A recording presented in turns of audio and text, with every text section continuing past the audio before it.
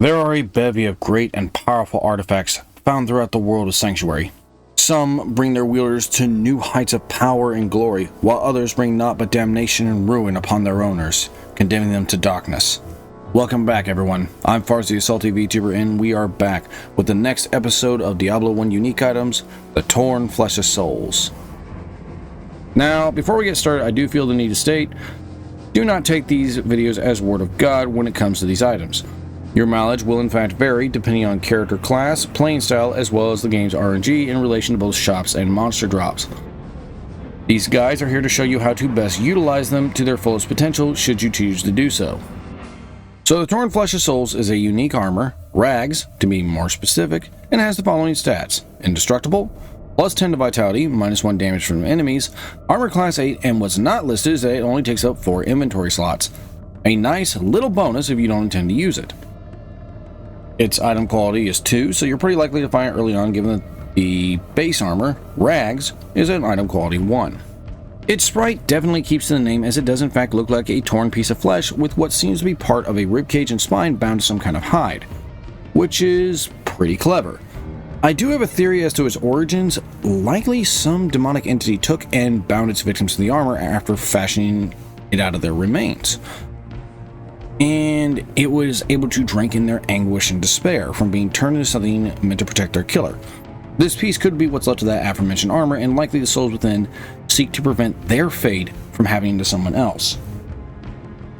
However, in spite of its benefits, imbuing its wearer with unnatural fortitude and turning aside blows with an ease that belies its appearance, it's more likely cursed, that should the one wearing it, the mortal warrior, fall, their own flesh and soul will be bound to the armor, and they will be lamenting their fate while hoping they can put a stop to the madness altogether. Speculation aside, let's break this bad boy down and get a feel for this odd-looking piece of kit. First things first, it's indestructible. This is probably its second most powerful stat. Being indestructible means you don't have to fix it, saving you gold and time.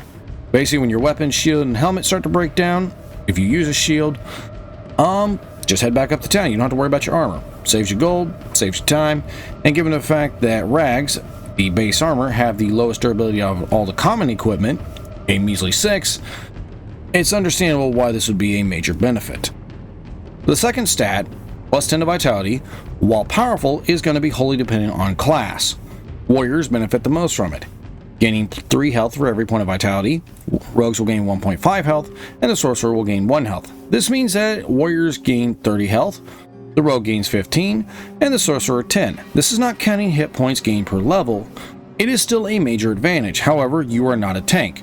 Regardless of what a lot of longtime players will say, low-tier enemies, particularly at low levels, are still perfectly capable of shit-killing you if you get mobbed or run into something capable of turning you into so much pizza topping.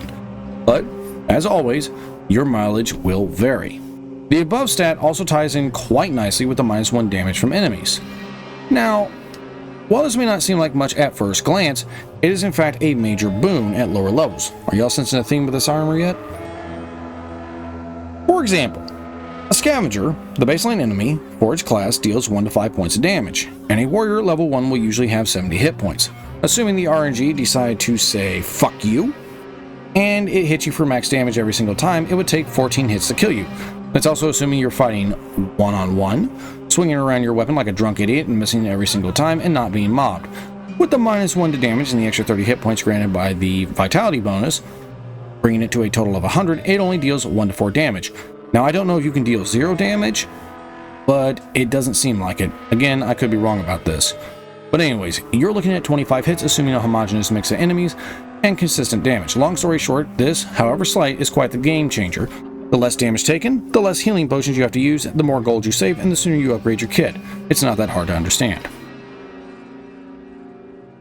Do you know what's better than taking less damage? Not getting hit in the first place, and this last stat is probably the most vital to that. Armor class 8.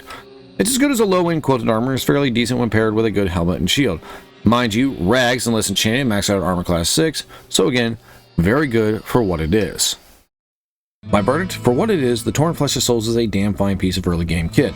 With its good defensive capabilities, self-sufficiency, and a major shot in the arm in terms of health, every class will benefit to some degree from its myriad of bonuses. The warrior obviously benefits the most, given his high rate of health gain and penchant towards close combat, but the other two classes do gain quite a bit in the way of survivability. I will say that I did end up replacing the armor by level 2 as the rogue just because I'd come across something better. I can, however, say that regardless of whether you come across something during your time in the cathedral, once you hit the catacombs, the armor's ability to keep you alive will rapidly fall off, as its armor class of 8, formidable in the first 3-4 levels of the game, is wholly inadequate for the task at hand regardless of its helmet and shield pairing, and should be replaced at the first opportunity. In the event you do happen across something that gives you some of the same benefits or just don't feel like using it, its storage space of 4 squares means that lugging it up for loot is of no concern, and once sold will net you a nice 1,206 gold, just enough for a basic spellbook or new kit from Griswold. Anyways, this has been the second episode of Diablo 1 Unique Items, the Torn Flesh of Souls. I hope you all enjoyed, and I will see you all in the next video. Stay salty, everyone.